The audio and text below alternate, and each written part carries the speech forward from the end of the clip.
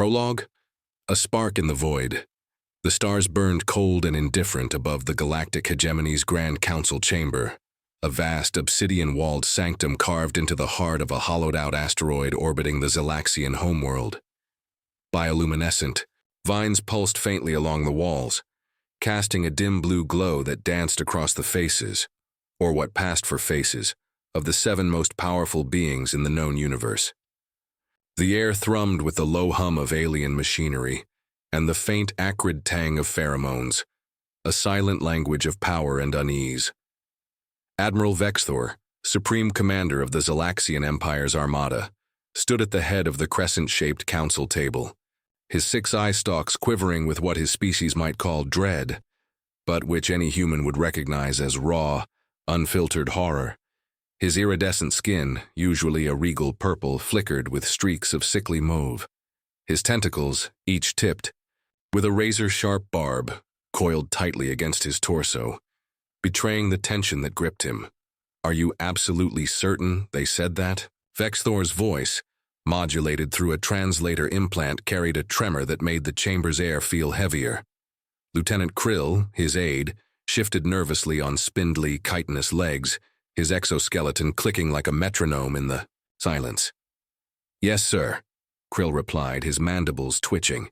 The human ambassador's exact transmission was, "Touch our colony again, and we'll rip your tentacles off and use them as jump ropes." Then, they terminated the link. The chamber fell into a stunned hush. The 7 counselors, representatives of the galaxy's dominant species, exchanged glances, or their equivalents. For the Arcturans, it was a ripple of crystalline light. For the Petroians, a low rumble of grinding stone. For the Hive Collective, a sharp burst of pheromonal static. The weight of the humans' words hung like a guillotine over the room. Chapter 1. The Weight of Words Counselor. Zix of the Arcturan Dominion was the first to break the silence. Their form, a lattice of shimmering crystals that refracted the chambers. Light into hypnotic rainbows pulsed softly as they spoke. "Surely this is a translation error," Zix said, their voice a melodic chime. "No species, least of all one so nascent, could be this brazen." "No error," rumbled Counselor Grath, the Petroian delegate, whose massive, boulder-like body seemed to absorb the light around him. His voice was a landslide, slow and deliberate. "My kind has studied human languages for a full solar cycle. They are direct, almost recklessly so. They revel in what they call hyperbole, but this—" He paused, his stone eyes glinting. "I believe they mean it literally." Vexthor's tentacles tightened further, the barb scraping faintly against his skin. The Zalaxian Empire, architects of 3,000 conquered star systems over a millennium, had faced rebellions, insurrections, and rival empires. But never had any species dared to address them with such audacity, such insolence. "Over what?" thundered, slamming a tentacle onto the table's marble-like surface, sending a crack spiderwebbing through the stone. A trivial acquisition in their outer territories, a rock barely habitable by their standards. Krill flinched, his exoskeleton rattling. "Sir," he ventured, his voice barely a whisper, "the humans appear to have an emotional attachment to the planet. They call it New Montana. They claim they enjoy the fishing." "Fishing?" Counselor Phipsilon, the insectoid representative of the Hive Collective, let out a high-pitched screech that set Krill's mandibles vibrating. Their compound eyes glittered with disbelief. They would risk interstellar war over the recreational pursuit of aquatic organisms? "It's more complex," Grath said, his voice resonating through the chamber like a distant quake. "Humans exhibit territorial behaviors unlike any we've encountered. They don't merely claim planets for resources or strategic value. They love them, form bonds with the land itself." "Love?" Vexthor spat the word as if it were venom. His skin flushed a deeper mauve, a color Zalaxians associated with physical pain. "What evolutionary defect is that?" "A significant one, I presume," Zix chimed, their crystals glinting thoughtfully, "which makes their survival all the more perplexing." A holographic display flickered to life at the chamber's center, projecting the unmistakable blue-green sphere of Earth. Fipsilon's mandibles clicked as they studied it. Unremarkable, they noted. Class M planet, nitrogen-oxygen atmosphere, mostly water. Nothing suggests they should be formidable. Grath made a sound, a grinding chuckle if Petroians could be said to laugh. That's where you err. Counselor, humans hail from what they themselves classify as a death world. Preposterous, Vexthor scoffed, his eye stalks rigid. No intelligent life evolves on death worlds. The environmental pressures are too extreme. And yet, Grath continued, his tone unyielding, their planet endures catastrophic storms, tectonic upheavals, asteroid bombardments, and wildly shifting climates. It hosts over 8 million species, many evolved specifically to kill humans. Yet they not only survived, they dominate. The counselors shifted uncomfortably, their various appendages twitching or glowing. Zix's crystals dimmed slightly. And still they thrive, they murmured. Thrive, Grath corrected, his stone eyes narrowing. They rule. Their history is an unbroken chain of conquering every challenge their world could muster. Ice, ages, supervolcanoes, plagues, even their own nuclear weapons. Krill cleared his throat, or the Zalaxian equivalent. A faint hiss of air through his spiracles. There's more, sir, he said, his voice trembling. Our intelligence suggests humans enjoy confronting danger. They climb mountains because, as they say, they're there. They leap from functional aircraft for sport. Some even chase storms that could obliterate their dwellings. Vexthor's color drained to a sickly gray, a hue reserved for moments of existential crisis. Are you suggesting these creatures are insane by our standards? Absolutely, Krill confirmed, his mandibles drooping. But it's worse, sir. They're adaptive. Their short lifespans accelerate their evolution and technological progress. They went from atmospheric flight to lunar landings in less than one of their centuries. Fipsilon's mandibles clacked rapidly, a nervous tick. The question before us is simple. Do we return their colony and apologize, or teach these mammals the cost of defying the hegemony? Vexthor's tentacles twisted into a knot of righteous fury, a Zalaxian gesture xenobiologists would later catalog as uncompromising wrath. The Zalaxian Empire does not apologize, he declared, his voice booming. We have a reputation to uphold. If we bow to these primates, every species in the galaxy will think they can challenge our supremacy. Grath's rocky form shifted, the sound like boulders tumbling.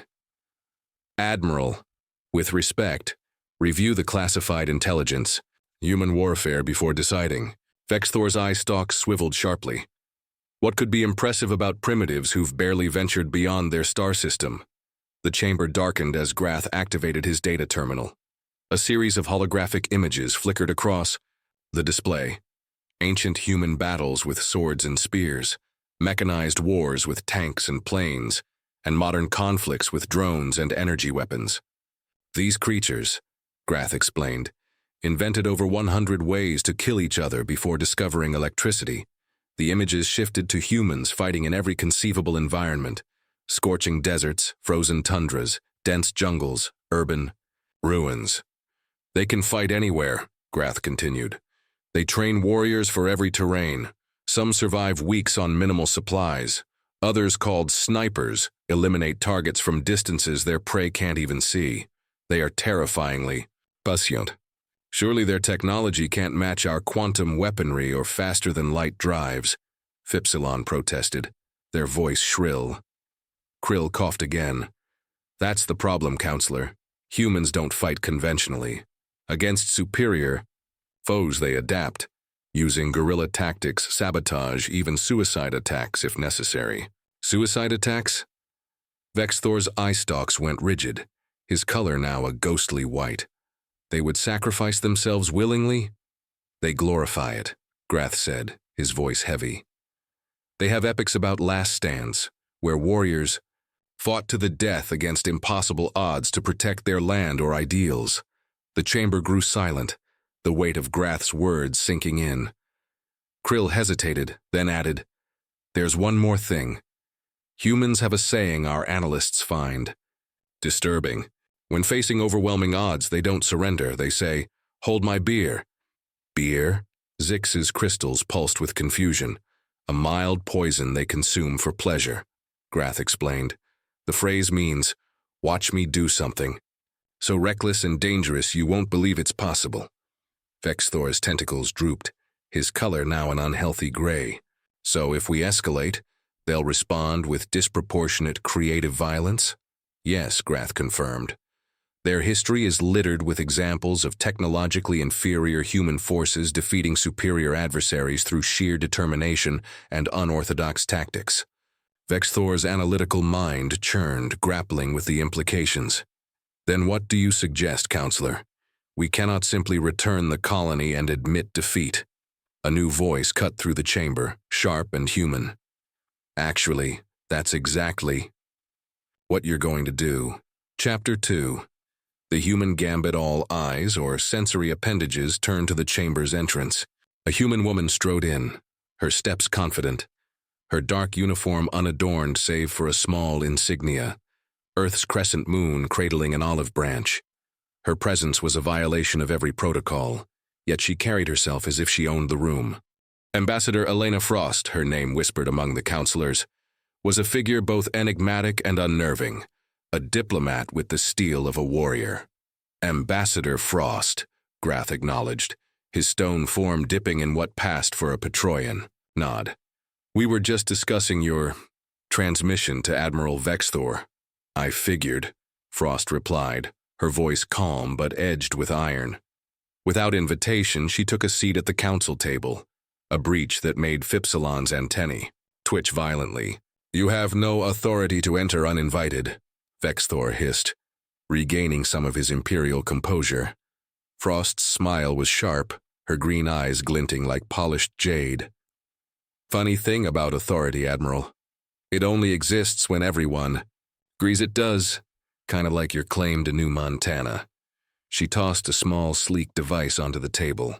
It hummed to life, projecting a hologram of the disputed colony world, a rugged planet of crimson canyons and shimmering lakes under a violet sky. "Let me be clear," she continued, her tone pleasant but unyielding. "New Montana has zero strategic value to your empire. It's a backwater with poor mineral deposits and a slightly toxic atmosphere, but it's home to 50,000 human colonists who've built their lives there. And more importantly, it's where they go fishing on weekends."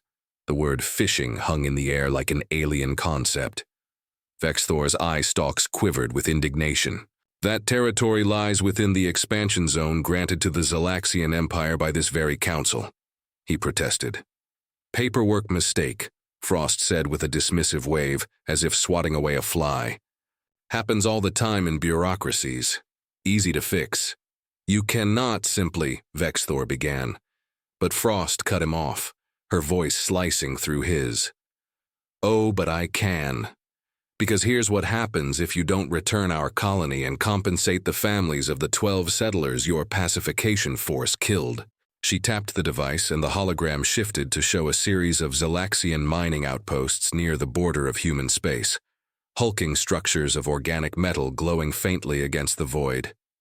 "These facilities," Frost said, her voice now a low, dangerous purr, "are under observation by what we call special forces. Very motivated individuals who excel at breaking things and causing chaos. If we don't reach an agreement in the next 24 hours, those outposts will experience unfortunate accidents." Vexthor's eye stalks shook with rage, his skin flashing crimson. "You threaten us with terrorism?" Frost's smile widened, but her eyes remained cold. "No, Admiral, I'm threatening you with consequences. The hegemony will never bow to the hegemony." Frost interrupted again, her voice cutting like a blade. "Should know who they're dealing with." She tapped the device once more, and the hologram zoomed to Earth's solar system, a scattering of planets and asteroids orbiting a modest yellow star. "We humans have a peculiar trait, Admiral," she said, her tone almost conversational. "We prepare for the worst, For 70 years, we've built defenses assuming we'd eventually meet hostile aliens. The hologram focused on a cluster of unremarkable asteroids. These aren't just rocks. They're automated weapons platforms, self-replicating, AI-controlled, programmed with one directive. If Earth goes dark, unleash hell on whoever's responsible. Vexthor's tentacles coiled so tightly they trembled. You're bluffing. Maybe, Frost conceded, leaning back with a casual shrug. But here's the thing about humans. We're terrible gamblers, but we love playing games where the odds are stacked against us. It's in our blood. And right now, you're betting that a species crazy enough to ride explosions into space, who turned a physics experiment into a planet-killing weapon in a decade, and who will fight to the death over fishing rights, is bluffing. She leaned forward, her voice dropping to a whisper that carried the weight of a supernova. Do you really want to make that bet? The chamber fell into a suffocating silence. The counselors, for all their power and wisdom, seemed frozen, their minds grappling with the audacity of this single human. Finally, Grath's rocky voice broke the tension. I move that we reconsider the territorial boundaries near human space, effective immediately. Seconded, Zix chimed quickly, their crystals flaring with urgency. Vexthor's eye stalks drooped, his color fading to a defeated gray. The Galaxian Empire will reconsider its claim to New Montana. Frost stood, straightening her uniform with a brisk tug. Excellent. I'll expect confirmation of your withdrawal and compensation packages for the affected families by this time tomorrow. Always a pleasure doing business with the hegemony. As she turned to leave, Vexthor's voice rang out raw with defiance. This isn't over, human. The galaxy will remember this insult. Frost paused at the doorway, glancing back over her shoulder. Her smile was predatory, a baring of teeth that sent a shiver through Krill's exoskeleton. You know what, Admiral? I hope they do. Because the galaxy should understand something about humans. We don't want your worlds. We don't need your resources. We'd rather fish, drink our beer, and explore the stars at our own pace. But if you push us... Her eyes gleamed with a fire that seemed to burn through the void. We've spent thousands of years practicing war on each other. Imagine what we could do if we united against an external threat. With that, she was gone, her footsteps echoing like a drumbeat in the stunned silence. Chapter 3. The cost of retreat. Krill approached Vexthor cautiously, his mandibles clicking nervously. Sir, what are our orders regarding New Montana? Vexthor stared at the empty doorway, his tentacles limp. Full withdrawal, immediately. And the compensation packages. Approve them. Double the amount. Krill hesitated, then ventured. And, sir? Vexthor's eye stalk swiveled to him, weary but resolute. Begin compiling a comprehensive analysis of human territory. I want to ensure we never accidentally encroach on their space again. Yes, sir, Krill said, his voice tinged with relief. That seems wise. As the counselors dispersed, their murmurs a mix of shock and grudging respect, Grath lumbered toward Vexthor. His stone form cast a shadow that seemed to swallow the light. If it's any consolation, Admiral, you're not the first to underestimate them. Vexthor's color flickered, a mix of resentment and curiosity. Learn from primitives, you said? Yes, Grath rumbled, his voice like tectonic plates shifting. Humans bear grudges, but they also form surprisingly strong alliances, even with former enemies. They respect worthy adversaries. Being on their side in a fight, history suggests, is far more comfortable than being against them. Vexthor's tentacles twitched, his mind racing. The human ambassador's words echoed in his thoughts. Imagine what we could do if we united. For the first time in centuries, the Galaxian Empire's supreme commander felt a flicker of uncertainty, and something dangerously close to respect. Chapter 4. A diplomatic dance to standard Galactic weeks later, Vexthor found himself in an unfamiliar position, hosting Ambassador Frost aboard his flagship, the ecliptic Wrath, a bioengineered leviathan, grown from the genetically sculpted tissues of Zalaxian deep-sea predators. The ship's corridors pulsed with organic light, their walls slick with a faintly luminescent resin that seemed to breathe. Frost, however, appeared utterly unfazed, striding through the alien environment with the same confidence she'd shown. In the council chamber. "I appreciate the tour, Admiral," she said, sipping from a container of what Vexthor's sensors identified as a toxic human beverage called coffee. The scent was sharp, almost medicinal, yet she drank it with relish. "Your bioengineered systems are impressive." Vexthor's tentacles twisted in a gesture of formal politeness, though a thread of resentment lingered in his posture. "The Zalaxian Empire has perfected organic technology over millennia, Ambassador. Our vessels are grown, not built." "Fascinating," Frost replied, her tone genuine but laced with a teasing edge. "We've experimented with biointegration, but never at this scale. Our ships lean mechanical, though our newer designs incorporate biological elements for certain systems." Vexthor paused, his curiosity momentarily overriding his disdain. "Your species has achieved partial biointegration? That's unexpected for your technological level." Frost's smile was enigmatic, her eyes glinting with mischief. "Admiral, has it occurred to you that we might not be showing you everything? We have. Humans tend to hold a few cards back just in case." "Cards." Vexthor's eye stalks tilted, puzzled. "Earth idiom," she said, waving a hand. "Never mind." She gestured toward a viewport where the stars stretched into infinity. "So, I hear your civilization has cataloged over 30,000 habitable worlds. 33,457 to be precise," Vexthor replied, a hint of pride creeping into his voice. "The hegemony controls nearly a quarter of the galaxy." "Impressive," Frost acknowledged, taking another sip of coffee. "Though I'm curious, how many of those worlds have indigenous sentient species?" Vexthor's eye stalks stiffened, slightly, a subtle tell of discomfort. 187 worlds host pre-spaceflight civilizations.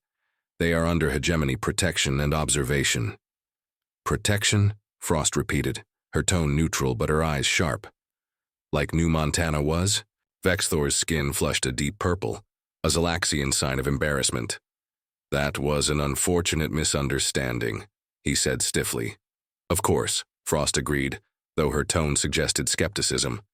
"And these protected species, do they have representation in your hegemony, a voice in decisions affecting their worlds?" "They are not yet ready for such responsibility," Vexthor replied, his voice clipped. "When they achieve certain technological benchmarks, they will be considered for associate status." "I see," Frost said, nodding thoughtfully. "So, the powerful decide when the less powerful deserve rights. Interesting system. Very efficient." Vexthor detected the veiled criticism, his tentacles twitching. "Your species would approach this differently? Let's just say humanity has a complicated history with more advanced civilizations deciding what's best for less developed ones," Frost said, her voice softening but her eyes hard. "It rarely ends well for anyone involved." Before Vexthor could respond, his communication implant chimed, a sharp buzz that made his eye stalks swivel. "Excuse me, Ambassador," he said, his tone formal. "I'm needed on the command deck." "Of course," Frost replied, turning back. "To the viewport. I'll just enjoy the view." When Vexthor returned minutes later, he found Frost exactly where he'd left her, staring at the stars with an expression he couldn't decipher. Part contemplation, part defiance. "Is everything all right, Admiral?" she asked without turning. "Minor security matter," he dismissed, though his color betrayed a flicker of unease. "Ambassador, I must confess I find your species perplexing. You threaten war over a single colony, yet now you speak of diplomatic concerns for species you've never met." Frost turned to face him, her smile faint but warm. "That's because you're still thinking of us as a monolith, Admiral. Humans are contradictory by nature.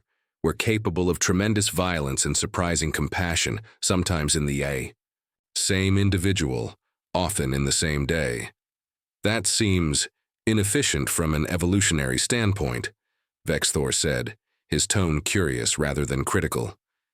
And yet here we are, Frost said, her smile widening. Perhaps what seems like contradiction to you is adaptation to us. We can be whatever we need to be to survive. Warriors when threatened, diplomats when possible, explorers when curious. Vexthor's tentacles shifted thoughtfully, his color settling into a contemplative blue. Counselor Grath suggested something similar. He believes your species could be a valuable ally. Do you agree, Admiral? Vexthor hesitated, his analytical mind reassessing. I am beginning to see possibilities I had not considered before. Well, that's progress, Frost said, her tone light but her eyes serious. And speaking of progress, I have a proposal. Earth is hosting a diplomatic conference next month. Representatives from several independent worlds beyond hegemony space will attend. We'd like to extend an invitation to the hegemony. Vexthor's eye stalk stiffened in surprise. This is unexpected, is it? Frost tilted her head. You've spent centuries expanding outward. We've spent decades preparing for first contact. Now that we've had our misunderstanding, perhaps it's time to establish clearer channels of communication. Her expression turned serious. Because, let me be clear, Admiral, humanity has no interest in galactic conquest or challenging hegemony territory. But we will defend what's ours, and we'll form alliances with whoever shares our values. And what values might those be? Vexthor asked, his voice low. Self-determination, Frost said, counting on her fingers. Mutual respect.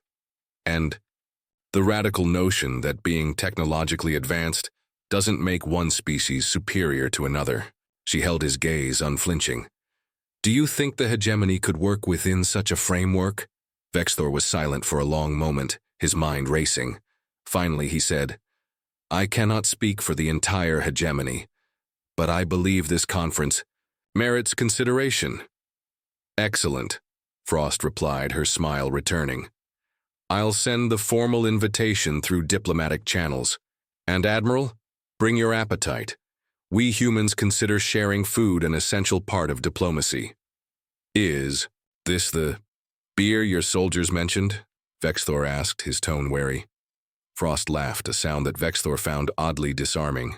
Among other things, though I'd recommend starting with something milder, human intoxicants can be potent for non-terrestrial biology. As she departed for her shuttle, Vexthor watched her go, his tentacles still. These humans were dangerous, yes, but perhaps not in the way he'd assumed. He activated his implant. Lieutenant Krill, prepare a report for the Council. Subject recommended revisions to our first contact protocols. Regarding humans specifically, sir? Krill's voice crackled through. No, Lieutenant, Vexthor replied, his gaze fixed on the departing shuttle. Regarding any species that appears deceptively primitive, sometimes the most dangerous predators are the ones that don't immediately show their teeth. Chapter 5. The Gathering Storm, 3 Earth. Months later, Ambassador Frost stood on the observation deck of the United Earth diplomatic vessel Horizon, a sleek, silver-hulled ship orbiting Earth. The viewport framed a breathtaking sight. Ships from 27 different species maneuvering into formation, their hulls glinting against the backdrop of Earth's azure oceans and swirling clouds. The hegemony's bioships, massive and organic, dwarfed the others, their tendrils pulsing with faint light. Quite the gathering, remarked Commander Marcus Thompson, the Horizon's military liaison, his grizzled face lit by the viewports. Lo, never thought I'd see Galaxian ships orbiting Earth peacefully. The universe is full of surprises, Frost replied, her tone dry. Especially when you threaten to blow up someone's mining operations. Thompson chuckled, his laugh rough but warm. Still can't believe that worked. Those special forces you mentioned, they were fictional, right? Let's say I exaggerated our deployment capabilities, Frost admitted, her smile thin, though not our willingness to use them if pushed. The automated defense platforms? Real enough, but not as numerous as I implied. Perception's as powerful as reality, Thompson said, nodding. Reminds me of that old Earth saying, it's not the size of the dog in the fight, it's the size of the fight in the dog. Precisely, Frost finished, her communicator chiming. She glanced at the message. Admiral Vexthor requests permission to come aboard for a pre-conference meeting. Grant it, she said. Escort him to conference room A.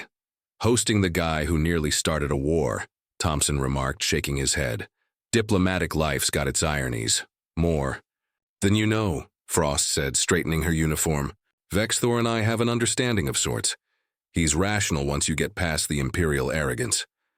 If you say so, Thompson said, skeptical. Some of us are still touchy about those colonists on New Montana. As am I, Frost replied, her expression hardening. Which is why we secured triple the compensation we demanded and a 50-light-year buffer zone around our colonies. Expensive lesson for them. The best kind, Thompson agreed. Frost arrived at the conference room to find Vexthor waiting, his tentacles arranged in a formal greeting posture she'd come to recognize. Ambassador Frost, he said, his voice modulator smooth. Your vessel is unusual. Unusual how? Frost asked, gesturing for him to sit. It appears primarily decorative, Vexthor said, his eye stalk scanning the room's curved wood-paneled walls and soft lighting. Many elements serve no apparent function. Frost smiled. You've noticed our aesthetic sensibilities. Humans find beauty important, even in military and diplomatic vessels. We function better in pleasing environments. Fascinating inefficiency, Vexthor remarked, though his tone held curiosity. My analysts have studied your species extensively since our encounter. They find your contradictions perplexing. And what contradictions are those? Frost asked, settling into a chair. Vexthor's body contorted into a seated position, his tentacles folding neatly. You are collaborative yet fiercely independent. You form complex social structures, but celebrate individual achievement over collective success. You create magnificent art alongside terrifying weapons. Most bafflingly, you protect creatures that offer no evolutionary advantage. You mean pets? Frost asked, amused. Among other examples, Vexthor said, my species would never expend resources on non-useful organisms. And yet we do, Frost said, her voice softening. Because life's more than survival or efficiency, Admiral. There's joy, beauty, compassion, things that can't be measured in resources. These concepts are difficult for Galaxians, Vexthor admitted, though I am attempting to understand. That's more than I expected, Frost said, genuinely surprised. So, shall we discuss the conference agenda? I understand the hegemony has concerns about our non-interference doctrine for pre-spaceflight civilizations. Indeed, Vexthor said, his tone shifting to business. The hegemony's prosperity relies on managing developing worlds and their resources. Your proposal would curtail our expansion. Oriodi, Frost countered, leaning forward. It would push innovation and resource use rather than claiming inhabited worlds. There are uninhabited planets with abundant resources, but fewer with compatible biospheres. Which brings us to your second proposal, Vexthor said, his eye stalks tilting. Technology exchange for terraforming methodologies. Earth scientists have developed techniques that could benefit your expansion without exploiting inhabited worlds, Frost said. That's how humans operate, Admiral. We fight fiercely when threatened, but we're committed to peaceful solutions when possible. A pragmatic perspective, Vexthor acknowledged, though some in the hegemony would view cooperation as weakness. And you, Admiral? Frost asked, her gaze steady. Vexthor's tentacles shifted in a pattern Frost hadn't seen before. I am re-evaluating many assumptions, Ambassador. Your response to our incursion defied our models. You had every right to escalate, yet you chose a path that protected your interests while offering us dignity.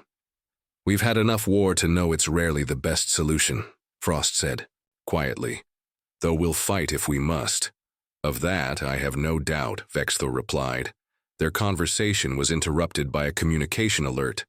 "Ambassador," the tactical officer's voice crackled. "We're detecting an unidentified vessel approaching Earth at high velocity. It's not responding to hails." Frost's expression turned serious. She activated the room's display, showing a tactical overview of near-Earth space. A sleek, angular ship was speeding toward the diplomatic fleet, bypassing established corridors. "Analysis," she demanded. "Unknown configuration," the officer reported. "Not matching any known hegemony or independent world design. Weapon systems are active." Vexthor moved to her side, his tentacles shifting to a combat-ready posture. "This is not a hegemony vessel, Ambassador. Our delegation is already in orbit." "Could it be a rogue hegemony faction?" Frost asked.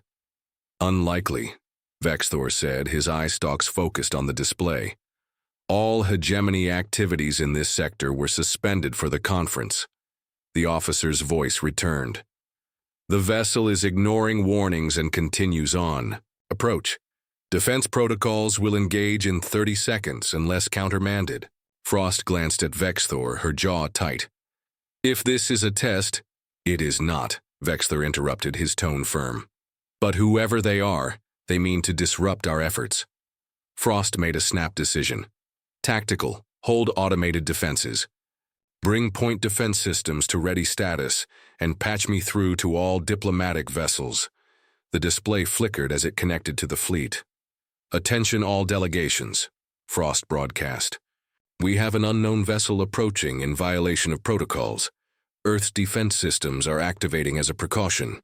This is not directed at conference participants. Maintain positions and stand by." No sooner had she spoken than the vessel accelerated, its trajectory now aimed at the Arcturan ship, a delicate crystalline structure glowing faintly in orbit. "It's targeting the Arcturans," the officer reported. "Impact in 15 seconds unless intercepted." Frost turned to Vexthor. "Admiral, is this a known threat to the hegemony?" His eye stalks narrowed, studying the ship's silhouette. "That configuration resembles vessels used by the Krell remnant, a species we displaced 3 centuries ago. They launch occasional terrorist attacks, but never at this scale." "Tactical, intercept that vessel," Frost ordered. "Target engines only if possible." 2. "Late for a clean intercept," the officer replied. "We'd have to destroy it to prevent impact." Frost hesitated for a heartbeat, then said, "Do it." The screen flashed as Earth's defense systems fired, vaporizing the vessel in a silent burst of light. Frost addressed the fleet again. "All diplomatic vessels, the threat has been neutralized. We're investigating and will provide more information. Maintain security protocols." She turned to Vexthor, whose tentacles writhed in agitation. "Admiral, I need everything you have on these Krell. Now." "Of course," he agreed, his color paling. "But if this was a Krell attack, it may not be the last. They are persistent." "Then this conference just got more urgent," Frost said grimly. Chapter 6. Shadows of Conspiracy. Within the hour, the Horizon's main conference room was packed with representatives from Earth, the hegemony, and the independent worlds. The EO air was thick with tension, accusations flying like shrapnel. Frost stood at the room's center, her presence a calming anchor. "Order, please," she called, her voice cutting through the clamor. "We can't address this if we're shouting." The room quieted, though unease lingered. "Admiral Vexthor has information on the attackers," Frost said, nodding to him. "Admiral?" Vexthor activated the central display, his tentacles moving with precision. An image appeared, a reptilian species with bony ridges and piercing yellow eyes. "The Krell," he began, "were a mid-tier civilization occupying 7 worlds along what is now hegemony space. 300 Earth years ago, they refused to join us and formed a rival bloc. The resulting conflict ended with their defeat and relocation to a single reservation world." "You mean you took their planets and confined them to one?" the Proxima Colony representative asked, his tone sharp. It was considered merciful, Vexthor said, his color shifting. The alternative was extinction. How generous, muttered an Earth delegate. Frost raised a hand. Recent history. Side, we need their current capabilities and motives. Admiral, the Krell maintain a minor resistance, Vexthor continued. They target hegemony military or industrial sites, but never diplomatic or neutral parties. Until now. Could they have aimed to disrupt the conference? Zix asked, their crystals shimmering with anxiety. Possible, Vexthor said. Though targeting the Arcturans who were uninvolved in the Krell conflict suggests another motive. Frost leaned forward. Unless the target wasn't the Arcturans specifically, but any hegemony ship, with the Arcturans as the easiest. Approach vector. The room fell silent, the implications sinking in. You believe this was a suicide attack to derail diplomacy, Vexthor stated. It fits, Frost said. If Earth had fired on a hegemony ship, even in defense, the fallout would have been catastrophic. The Proxima representative spoke up. How did they know about this conference? The location and timing were classified. Eyes turned to the hegemony delegation. Phipsilon's mandibles clacked. You suspect us, what would we gain? Political factions exist in every civilization, Thompson said, joining the session. Some in your ranks might not want peace. Vexthor's tentacles coiled tightly. The commander's observation has merit. The expansionist faction in our council has opposed this conference. Vocal but not treasonous, Phipsilon insisted. Even they wouldn't sabotage official diplomacy. Unless they thought it threatened their power, Grath rumbled. Peace with humans and independent worlds undermines their military-first agenda. Frost raised her hand. Speculation won't stop another attack. Admiral, can your forces locate the Krell world and determine if this was rogue or organized? Vexthor's eye stalks swiveled uneasily. The Krell reservation is heavily monitored. Any unusual activity should have been detected. And yet they armed a starship and reached Earth undetected, Thompson pointed out. Not exactly a glowing review of your surveillance. Vexthor's color darkened. Your point is noted, Commander. I'll dispatch an investigation team immediately. With respect, Frost interjected. Earth should participate. If someone's targeting this conference, we have a stake in the truth.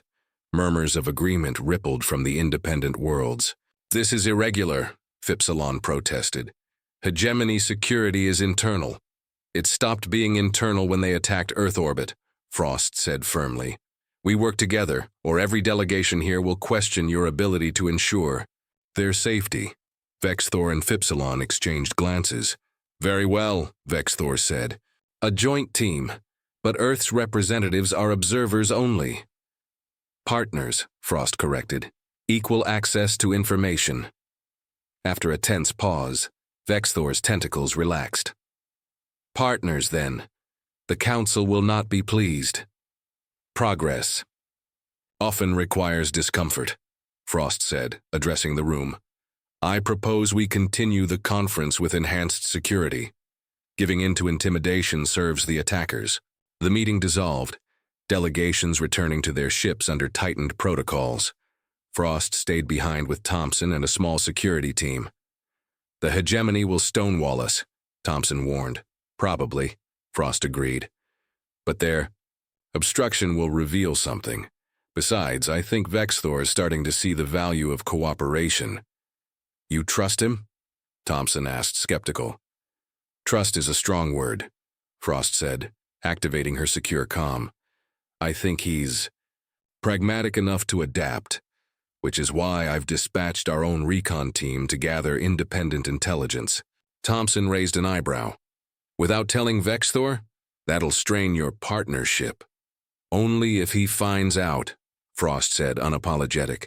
Diplomacy's important, but I won't bet Earth's safety on hegemony transparency. Chapter 7. Into the Abyss Captain. Sophia Reyes of the Earth Special Intelligence vessel Shadowfall had seen her share of desolate worlds in her 15-year career. But Vorkus 9, the Krell Reservation world, was a new kind of bleak. From orbit, it looked unremarkable, a brownish-green planet with small oceans and vast deserts. But as her stealth shuttle pierced the cloud layer, the reality hit like a punch to the gut. The Krell, once lords of 7 star systems, were confined to sprawling settlement zones that stretched across the landscape like scars. Prefabricated structures, cold and uniform, formed perfect grids that screamed hegemony efficiency rather than Krell culture. The air was thick with dust, and the faint cries of alien wildlife echoed in the distance. Charming vacation spot. Lieutenant Foster, her second-in-command, remarked dryly, his eyes scanning the shuttle's display. Hard to believe anyone escapes this paradise. Focus, Lieutenant, Reyes said, though she shared his sentiment. We need to find their shipyards, or whatever they're using. A vessel that reached Earth didn't come from nowhere. Their sensors swept the settlements and surrounding areas, searching for industrial signatures. Captain, Foster said, highlighting a mountain range 80 kilometers away. I'm picking up unusual energy readings, consistent with a shielded facility. That's outside the Krell's designated zone, Reyes noted, pulling up hegemony records from Frost. They're not permitted there, yet the signature has Krell tech markers, Foster countered. And these power fluctuations? Classic stealth system cycling. Reyes weighed her options. Their mission was recon only, gather intel on Krell involvement and return. Engagement was forbidden. Take us closer, she decided. Minimal altitude, maximum stealth. If someone's operating where they shouldn't, I want to know why. The shuttle glided over the rugged terrain, its advanced stealth systems rendering it invisible to all but the most sophisticated sensors. As they neared the mountains, the energy readings intensified. Foster pointed to a rock formation. That's no mountain. It's a disguised entrance. The rock patterns don't match the geology. Clever, Reyes murmured. Deploy a micro-drone. Let's see inside without risking the shuttle. A tiny drone, no larger than a beetle, detached from the shuttle and zipped toward the entrance. It slipped through an air vent, its feed lighting up their display. The sight stole Reyes's breath. A vast underground complex, bristling with technology far beyond what the Krell should possess. Assembly lines churned out weapons, and a hangar housed a dozen ships, sleek, angular, and unmistakably hegemony designed, despite modified markings. That's Galaxian tech, Foster whispered, stunned. Current-generation plasma cannons. And those ships, Reyes added, her voice tight. They're hegemony assault craft repainted to look Krell. The drone ventured deeper, reaching a command center. There, the feed showed Krell operators, scaly, ridge-backed figures working alongside unmistakable hegemony officials, including several Galaxians in sleek uniforms. Well, Foster said after a stunned silence, guess we know who's behind the attack. Maybe, Reyes cautioned. But we don't know why or which faction. We need to ID those officials. She directed the drone to download data from the terminals. Alarms blared as the drone began its task. We've been detected, Foster reported, pointing to external sensors. A hegemony cruiser just dropped out of FTL in orbit. It's the Joint Investigation Team with Earth observers. Their arrival tripped the facility's alerts. Recall the drone, Reyes ordered. We've got what we need. Set course for the rendezvous point. Maximum stealth. As the shuttle slipped away, Reyes watched the cruiser on long-range sensors. It was heading for the main Krell settlement, oblivious to the mountain facility. They'll find nothing, she realized. The investigation's looking in the wrong place. By design, I'd bet, Foster said grimly. Do we warn them?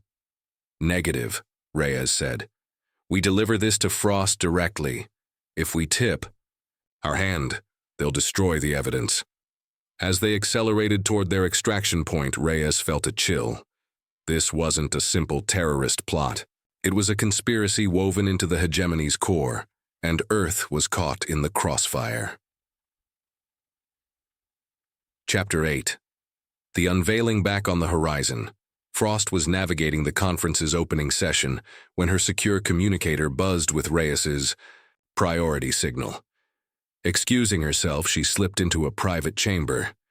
"Tell me you found something," she said, her voice taut. "More than something," Reyes replied, her holographic image flickering. "A conspiracy." She detailed the mountain facility, the hegemony tech, and the Krell-Zalaxian collaboration. Frost's expression grew grimmer with each word. "So the attack wasn't just to disrupt the conference," Frost summarized. "It was designed to fail, escalating tensions between us and the hegemony." "That's our read," Reyes confirmed. "If Earth had hit a hegemony ship, the conspirators could have exploited the fallout." Frost studied the images of the hegemony. "Officials. I recognize some of these. Mid-level bureaucrats, no real power. Perfect fall guys. Expendable if it goes wrong." Reyes agreed. Frost paced. "The joint investigation returns tomorrow. They'll report nothing, deepening suspicions here. I need you to track the supply chains to that facility. Find out who's arming them." "Understood," Reyes said, signing off. Frost stood motionless, weighing her options. Exposing the conspiracy now could shatter the conference, but waiting risked another attack. An alert interrupted her. Unusual activity on the Zalaxian flagship, with weapons charging but powered down. Vexthor was absent.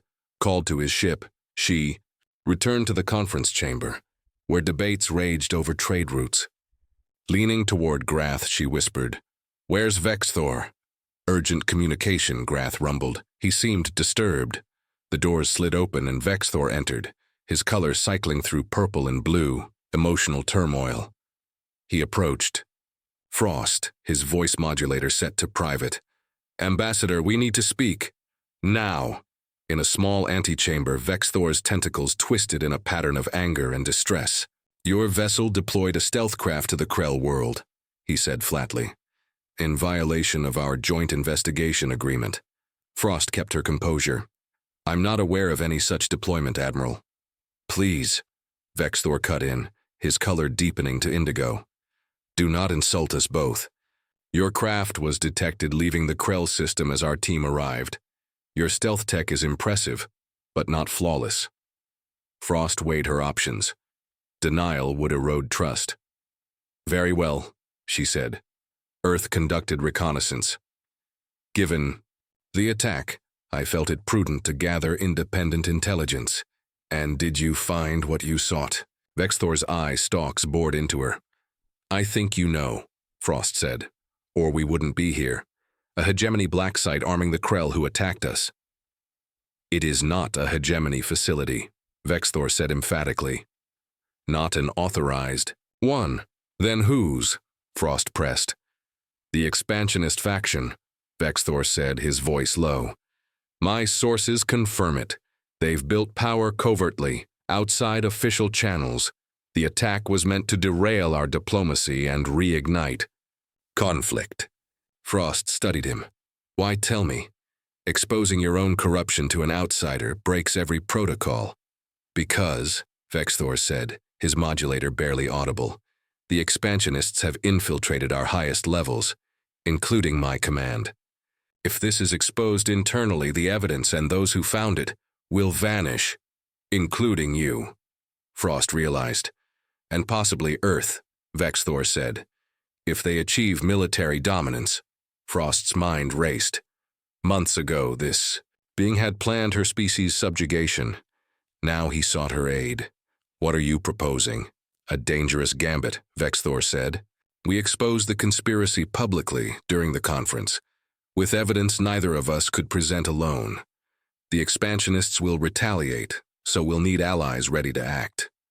His tentacles formed a formal petition. "Ambassador, I never thought I'd say this to a non-hegemony world, but I need your help." Frost allowed a grim smile. "Well, Admiral, humans aren't the only ones full of surprises." She extended her hand, a human gesture he mirrored awkwardly with a tentacle. "Let's catch some conspirators." Chapter 9. The Reckoning. The plan coalesced with breathtaking speed, necessity forging an unlikely alliance. Within 12 hours, Frost and Vexthor's teams compiled evidence, identified expansionist operatives, and positioned security forces across the horizon and the diplomatic fleet.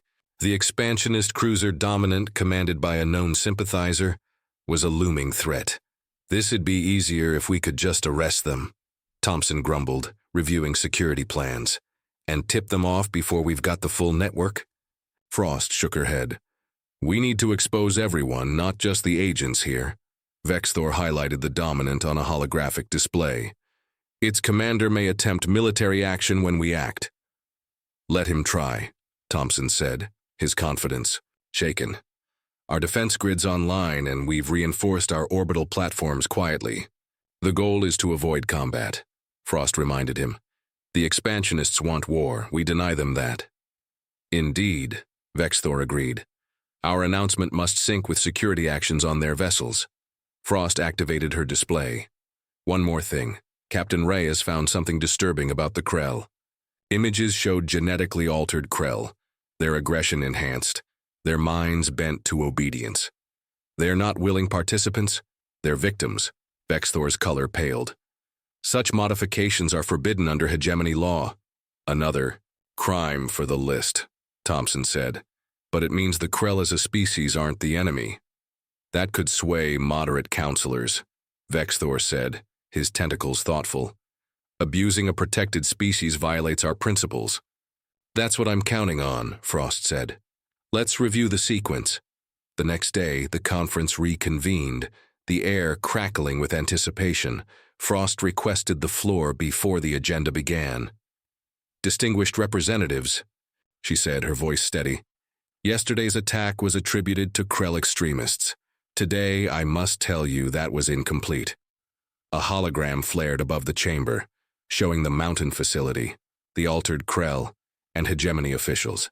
"With Admiral Vexthor's cooperation," Frost continued, nodding to him, "Earth has uncovered a conspiracy threatening not just this conference, but galactic stability."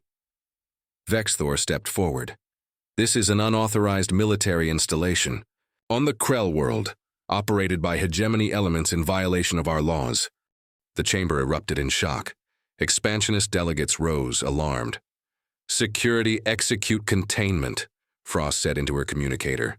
Human and loyal hegemony teams moved, detaining agents as joint operations secured ships. The attack, Frost said over the commotion, was engineered to fail, to reignite tensions and undermine our diplomacy. "This is outrageous," shouted Counselor Mevtol, a Zalaxian expansionist. "Fabricated lies to divide us." "The evidence is real," Vexthor said calmly, displaying intercepted communications implicating Mevtol and others. "As real as your orders to that facility." An alert crackled. The Dominant had powered weapons. Vexthor addressed the chamber. "Some of our fleet refused to accept their crimes. Loyal hegemony vessels, stand down." Thompson activated countermeasures. Non-lethal but overwhelming. Hidden defense platforms surrounded the Dominant, locking onto its systems. "Power down," Thompson broadcast, "or we'll disable you." "You're outgunned?" The Dominant hesitated, then powered down, its surrender rippling through the chamber. The detained agents were secured, the crisis averted without bloodshed. Frost addressed the assembly. "Today, you've seen not just a conspiracy exposed, but proof that our cooperation is stronger than those who divide us." Vexthor's color steadied to a determined blue. "The hegemony has stood for millennia on unity and order. Today we've learned true strength requires acknowledging our flaws and learning from others." Chapter 10. A New Dawn in the Weeks. That followed, the hegemony, stung by the conspiracy's exposure, moved swiftly. The Krell reservation was abolished, their altered kin offered medical aid, and a truth commission documented their abuses. A new interstellar body, the Galactic Cooperative, was approved, granting Earth and independent worlds equal representation. Frost worked tirelessly alongside Vexthor, now a reformist leader. "You look exhausted," he noted one evening as they reviewed the Cooperative's charter. "Humans are good at ignoring rest," Frost said, setting down her coffee. "Another of our contradictions. My report on human psychology now exceeds 30,000 data units." Vexthor said, his tentacles amused. You threaten devastation yet work for peace, and make both seem reasonable. We contain multitudes, Frost quipped. So do you, Admiral. The expansionists proved Galaxians aren't as unified as you thought, Commander Thompson interrupted, his face alight. The Montana Accords just passed unanimously. All 27 independent worlds signed on. Frost exhaled. It's official. The Galactic Cooperative is born. Naming it after a fishing colony, Vexthor said, is audaciously human. A reminder, Frost said, smiling. The smallest things can matter most. The Arcturans unveiled a crystalline sculpture, convergent evolution, linking all species materials. Counselor Zix explained its shifting perspectives, a symbol of unity. It requires all our viewpoints to be whole, they said. On New Montana, 28 species gathered by Lake Serenity, fishing with modified tools. Vexthor struggled, his tentacles awkward, but tried. The purpose eludes me, he admitted. It's not about the fish, Frost said, casting her line. It's the experience, connection, peace, something older than politics. It's why we fought, she added, landing a trout and releasing it. We love this world not for its wealth but for what it means to us. Vexthor watched. The diverse crowd, some fishing, some talking, some basking in the sunrise. Your inefficiencies, he said, his tone warm, reshaped the galaxy. There's a saying, Frost grinned. Never underestimate stubborn people with fishing poles. I doubt that's real, Vexthor said, his color bright with amusement. It should be, Frost laughed, after New Montana. As the sun rose, painting the lake gold, Frost felt a quiet triumph. The galaxy was vast, its challenges endless. But for now, on this shore, peace held, and that was enough.